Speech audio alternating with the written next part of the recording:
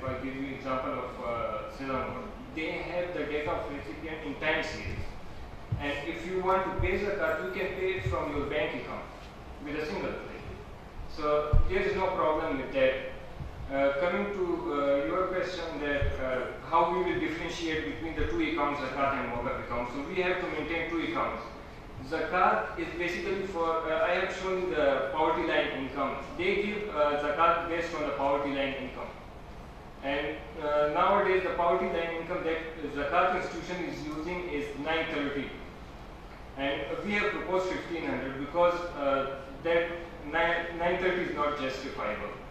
So those whose income is below than 1500, they are liable for zakat. They will get zakat. They are the beneficiary of zakat. As we come towards the waqf, so those whose income is below than 1500, they, as well whose income is below than 3000 ringgit, they are liable for waqf benefits to take it as a capital. Did I answer your question? Okay. Your question was about the taxation in the zakat, isn't it? Okay. In Malaysia, they provide tax benefits to those who pay zakat, and they provide tax benefits to those who do waqf. In case of corporate waqf, they do provide tax benefits, and even they are working on the taxation system for the waqf. That how corporate sector, we take the waqf assets from them and then we provide tax benefits to them. Like if you see CSR, so they get tax benefits on that one. But those, like the charity is not long-term solution. Waqf is a perpetual, isn't it? So it is a long-term solution. So how we provide tax benefits in order to get waqf from the corporate sector? Do they provide tax benefit to both interest payer and zakat payer? As interest is tax deductible normally, Yeah. zakat, as you mentioned, is also tax deductible. Is it the same or interest is taxed? No, I am talking in terms of individuals. You told about corporate. The corporate waqf. Corporation is paying, is doing waqf.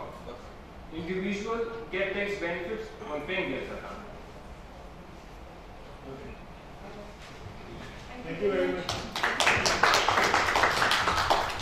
This was very interesting from a Pakistani perspective also, throwing light on the fact that the zakat and waqf system can be very well institutionalized, and as you know, for the benefit of the audience, Selangor is one of the provinces which is very active on the Islamic aspect of the economy, and perhaps the gold coin also, the gold dinar is also being floated there.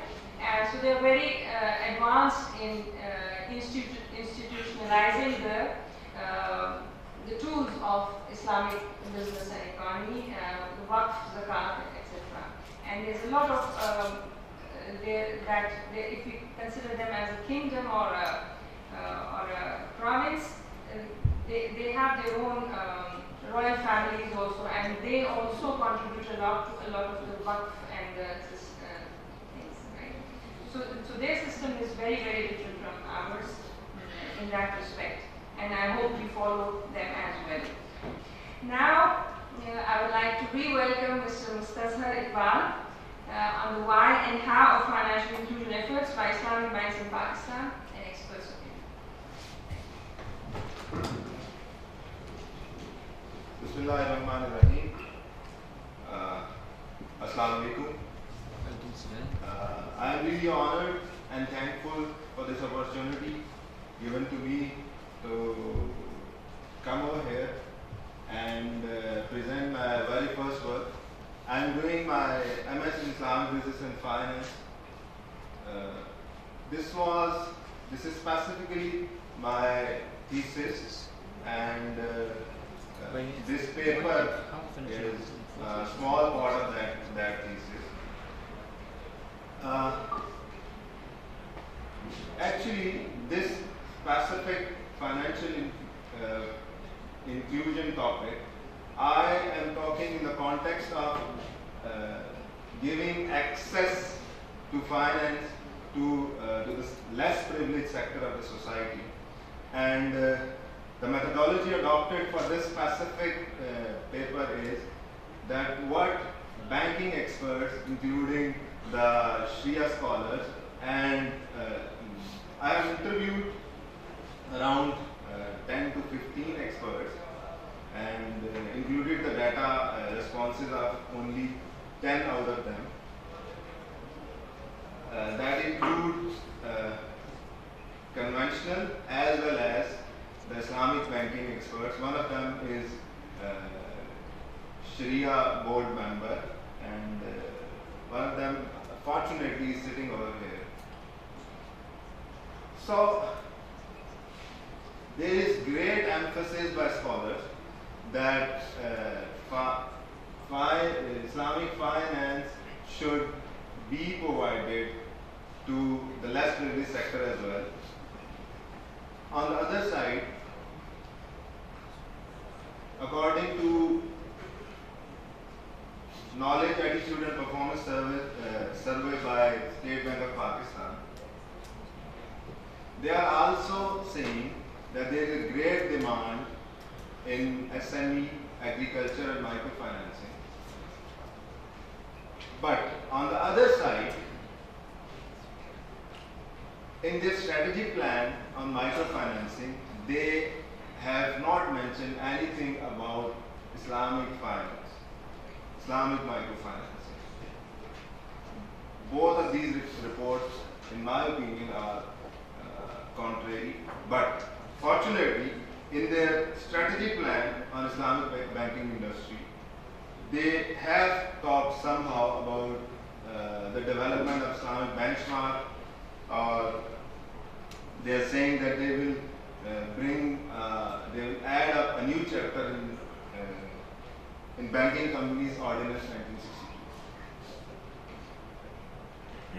Now, if scholars are emphasizing from last 30-40 years that there should be access to finance to the less privileged sector, and there is an opportunity, according to State Bank, that there is an opportunity to invest in this specific sector. It means there is a business opportunity.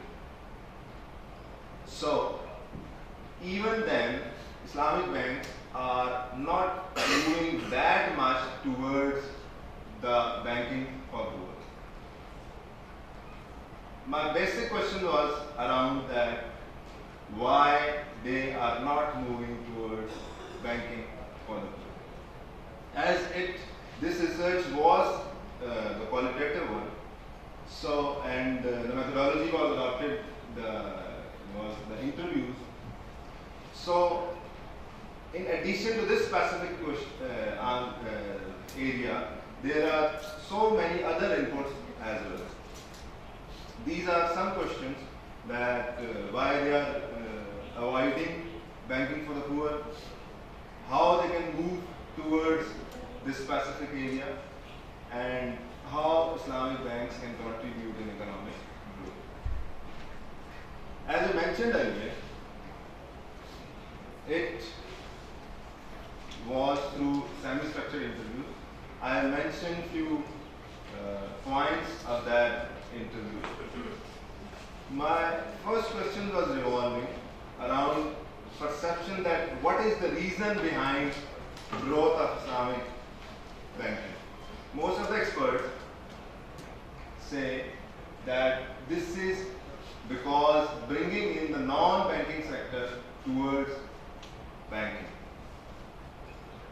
But according to previous researchers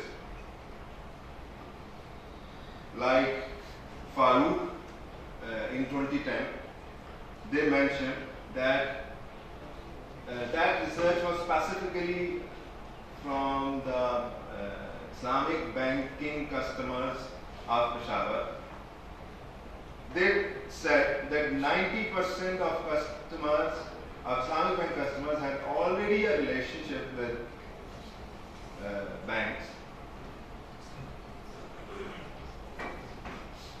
So, and one other research was from Bangladesh. They are also of the same view that the Islamic banking customers are being transferred from conventional towards Islamic banking. Here is an opportunity to research further on a whole Pakistan basis that whether Islamic banking customers are those who are non-bank or who are those who are being transferred from conventional to Islamic banking. Second finding was that Islamic banking products are competitively priced. And what is the reason behind this? Experts say that they are competitively priced because they are in the same system as of other banks. They are exposed to the same type of risk as other banks.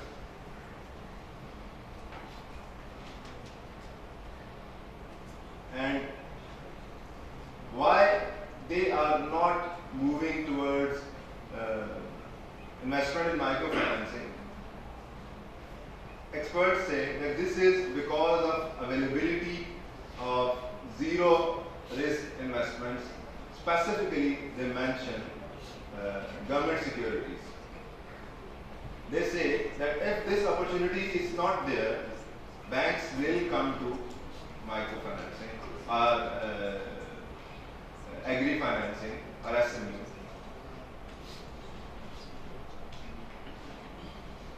Next thing is, they are of the view that they are not satisfied with the current Islamic banking, but they are hopeful that the new research being done, they are hopeful from the youth that once they are coming towards, they are taking this it is as a subject, Islamic banking as a subject, when they will come to profession, there will be changes. So,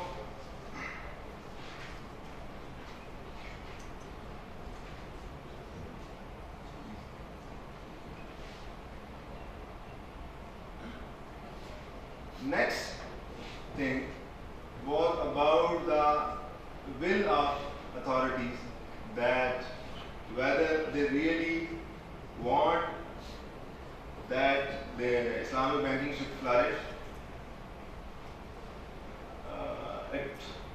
It was a finding that most of the experts think that there is absence of political will of authorities to implement Islam, to bring in Islamic banking. Thank you very much. Thank you. Any questions?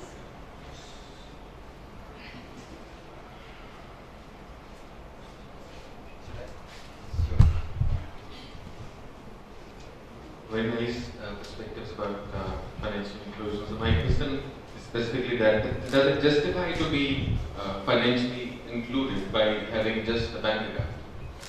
And if it does, then debit balance or credit balance, bank account? Bank account with the debit balance shows that somebody is financially included, or debit balance with a credit bank account with the credit balance shows that somebody is financially included. Should banks move to the poor people? Poor people must get money to come to the bank. I think poor people should be approached by the banks.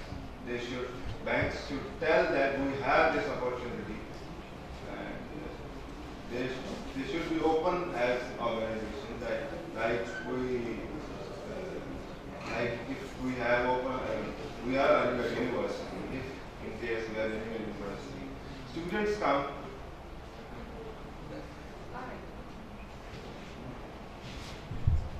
Any other questions?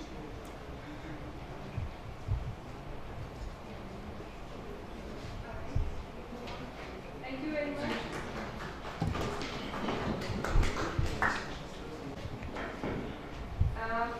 While our next speaker will be Hafiza Anam Masood with issues and challenges of Waqf instrument tea.ag. I would request the audience and everyone to have a running tea along with it with minimum noise factor. Alright? So we welcome Hafiza Anand Masood. In 3 cases. Firstly, he gave something in charity which is continuum, and secondly, knowledge which is benefited from, or a pious offspring who make dua for him.